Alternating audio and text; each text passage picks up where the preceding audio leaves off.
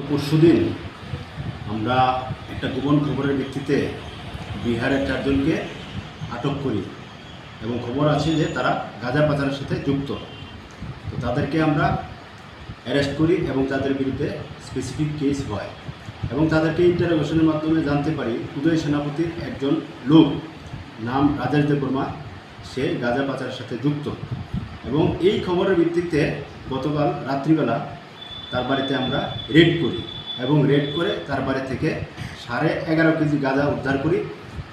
এগুলি সিজ করি এবং তাকে অ্যারেস্ট করি এবং তার বিরুদ্ধে স্পেসিফিক কেস হয় এবং আজকে কোর্টে আমরা তাদেরকে প্রেরণ করেছি এবং তদন্ত চলছে। রাজেশ, যাকে আপনারা গাজার সমেত গ্রেপ্তার করেছেন, তার বিরুদ্ধে পূর্বের কোনো মামলা রয়েছে কিনা এই বিষয়ে কোনো তথ্য রয়েছে? আমাদের কাছে এখন পর্যন্ত এরকম কোনো মামলা হয়নি, তবে আমরা বিভিন্ন থানাতে মেসেজ দিয়ে জানবো তার বিরুদ্ধে অন্য কোনো থানাতে কোনো কেস আছে কিনা। তাকে কি রিমান্ড আবেদন করা হয়েছে? হ্যাঁ, রিমান্ড আবেদন করা হয়েছে। কত দিনের? 3 দিনের।